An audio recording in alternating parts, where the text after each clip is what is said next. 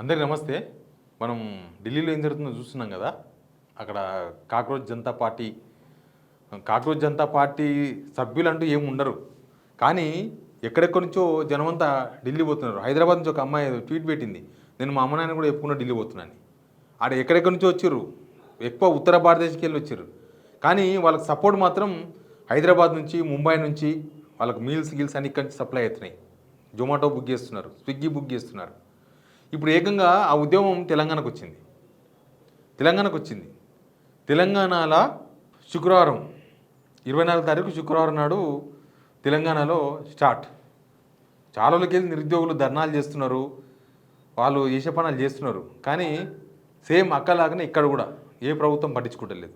ముందు సబ్స్క్రైబ్ చేయండి, షేర్ కూడా చేయండి. ఇందులో కేటీఆర్ కూడా కాలు పెట్టేసిండు. యాక్చువల్గా ఏంది కేటీఆర్ ఎక్కడ కాలు పెట్టిందంటే ఆయన 50వ బర్త్డే కరెక్ట్గా టైంకి వచ్చింది. అది 24 తారీఖే ఆయన బర్త్డే.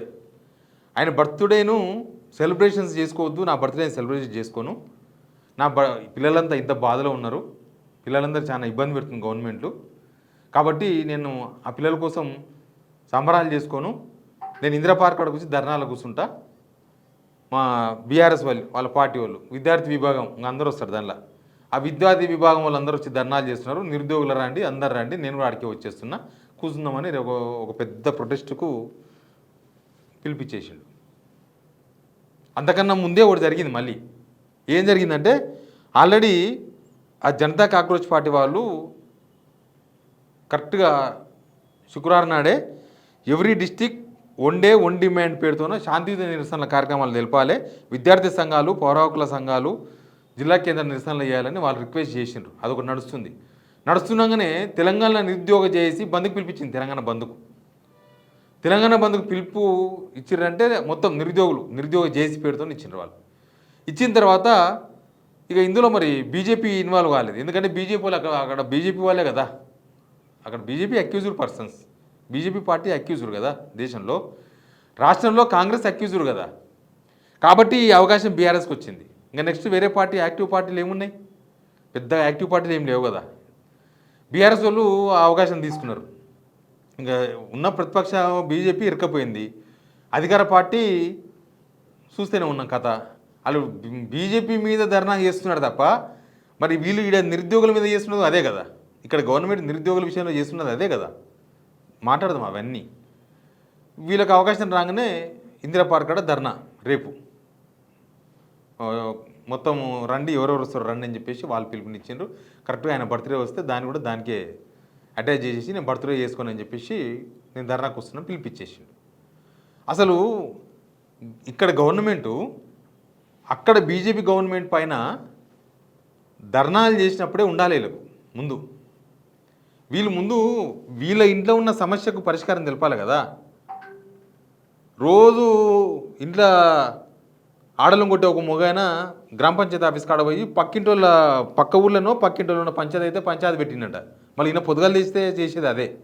ఇక్కడ రేవంత్ రెడ్డి కూడా అదే పరిస్థితి. రేవంత్ రెడ్డి ఏం చేసిండు, ఇక్కడ నిరుద్యోగులను కొట్టించిండు పోలీసులతోన. ఇదే కాంగ్రెస్ జనతా పార్టీ వాళ్ళ ధర్నాకు మద్దతుగా మొన్న ప్రెస్ క్లబ్ పోతే ఖైరదాబాద్ చౌరస్తాలని పోలీసులు బట్టి ఈడ్చిపించిండు రేవంత్ రెడ్డి గారు. ఆయనే కదా హోమ్ మినిస్టర్, ఆయనే ముఖ్యమంత్రి కదా, ఆయనే ఈడ్పించిండు. తర్వాత నిరుద్యోగులు దిల్షనర్ల ఇప్పటికీ ఎస్ఐ జాబ్స్, కానిస్టేబుల్ జాబ్స్ కోసం ప్రయత్నం చేస్తున్న వాళ్ళు నాకు తెలిసి 10-20 సార్లు ధర్నాకు దిగినరు. వాళ్ళందరికి వాళ్ళే, నో రాజకీయ పార్టీ, వాళ్ళందరికి వాళ్ళే ధర్నాలు చేసి మాకు 19,000 ఉద్యోగాలు ఖాళీ ఉన్నాయని డీజీపీ చెప్పిండు, మీరు ఎందుకు భర్తీ అయ్యారని క్వశ్చన్ చేస్తే పిలిచి మాట్లాడిన దేవుడు లేడు గవర్నమెంట్లో. పిలిచి మరి ఏంది మీ ప్రాబ్లం ఏంది, మీ కథ ఏంది, మీ వల్లనే మేము అధికారంలోకి వచ్చినాం, రండి మాట్లాడుకుందాం. No response. నిరుద్యోగులకు నోటిఫికేషన్స్ లేక సంవత్సరన్నర దాటిపోయింది. మొన్న జూన్ 2కు 200 జాబ్స్ ఒకటి, 150 జాబ్స్ ఒకటి ఏదో ఇచ్చారు పేరుకు, మామా అనిపించాలి కదా. అది కూడా టెక్నికల్ జాబ్స్, అంటే ఇంజనీరింగ్ చదివిన వాళ్ళకి అవి ఉంటాయి కదా టెక్నికల్ జాబ్స్, ఆ జాబ్స్ ఇచ్చారు. కానీ మన రెగ్యులర్గా ఇచ్చే జాబ్స్ ఏం లేవు. Group 1, group 2, group 3, group 4, DSC, police constables ఇప్పటిదాకా రాలేదు. త్వరలో అన్నారు, జూన్ 2 పోయి జూలై 2 కూడా పోయింది. అది ఇప్పటిదాకా నోటిఫికేషన్ రాలేదు. పోస్టులు మాత్రం 19,000 భర్తీ అంటే చెయ్యరు. ఇట్లా నిరుద్యోగులందరూ ప్రస్తుతం తెలంగాణలో ఖాళీగా ఉన్నారు. వాళ్ళు ఏం చదువుకోవాలో కూడా తెలుస్తలేదు. ఏమైనా నోటిఫికేషన్ వస్తే చదువుకుంటారు. నోటిఫికేషన్ అయ్యింది అసలు గవర్నమెంట్ ఏసో తెలియంది.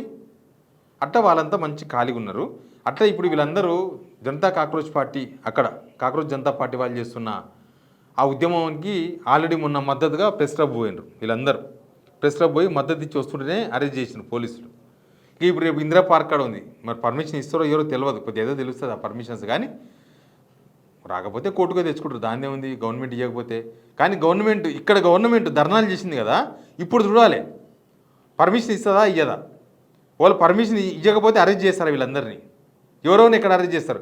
మొన్న అక్కడ యువ సంగ్రామ సదస్సు పెట్టి సరునార్లా ఆ రోజే ఎక్కడికక్కడ నిరుద్యోగులను అరెస్ట్ చేసారు ఈ గవర్నమెంటే. అక్కడ జరిగితే ఇక్కడ నిరసన తెలుపుతారు వీళ్ళు. ఢిల్లీలో జరిగేదాన్ని ఎవరు సమర్థించారు. అది తప్పు ఉన్నారా తప్పు. కానీ దాని తప్పు అదేమో తప్పుగా అనిపిస్తుంది వీళ్ళకి, ఇక్కడ గవర్నమెంట్కి, ఇక్కడ ఉన్న కాంగ్రెస్ పెద్దలకు. ఇక్కడ వీళ్ళు చేసే పని అదే. అంత ఘోరం కాకపోయినా గట్లాంటి పని చేస్తుండ్రు వీళ్ళు కూడా. ఉద్యోగాలు ఇవ్వకుండా, నిరుద్యోగులకు విలువ ఇవ్వకుండా, వాళ్ళని బీఆర్ఎస్ పెయిడ్ అని వాళ్ళ మీద ముద్రేసి, వాళ్ళకి అవసరం ఉంది వాళ్ళు బీఆర్ఎస్ ఎమ్మడి పోతున్నారు. వాళ్ళకి ఉద్యోగాలు రావాలి మీరు పట్టించుకుంటారు, వాళ్ళు ఎమ్మడి పోతున్నారు. మీ ఎమ్మడి రాలేదా వాళ్ళు ఎలక్షన్స్? మీరు ఎలక్షన్స్కి వాడుకున్నారు పాపం వాళ్ళని ఎలక్షన్స్కి మీరు వాడుకున్నారు. ఎలక్షన్స్ కోసం ఎట్లనే గెలవాలి, వీళ్ళు కూడా పోయి ఊళ్ళో ప్రచారం చేయించాలని వాళ్ళకి ఒక బస్సు కిరాయికి ఇప్పించి పోయి తిరుగుపోండి తిరిగి రాళ్ళు కూడా. సరేలే మరి ఈ గవర్నమెంట్ వస్తే మాకు ఏమైనా మారుతుందేమోనని. ఆయన తర్వాత అర్థమైంది దీనికన్నా అంతకుముందు గవర్నమెంట్ బెటర్ అని మాట్లాడుతున్నారు వాళ్ళు. ఇప్పుడు ఇది ఇంకా దరిద్రంగా ఉంది గవర్నమెంట్ అంటున్నారు వాళ్ళు, స్వయంగా చూసిన వాళ్ళు. ఏం చెప్పాలి చూద్దాం. ఇందిరా పార్క్ కాడ జరిగే మీటింగు ఎట్లా ఉంటుంది, దానికి పర్మిషన్స్ ఇస్తారా ఇయ్యారా, అరెస్టులు చేస్తారా. ఒక్కరోజు తేడాలనే కదా, నిన్ననే కదా ధర్నాలు చేసింది. వాళ్ళు ఇప్పుడేం చేస్తుందో గవర్నమెంటు. కానీ తెలంగాణకు వచ్చిన ఈ జంజీ ఉద్యమం ఏం జరుగుతుందో కూడా చూద్దాం. Please subscribe.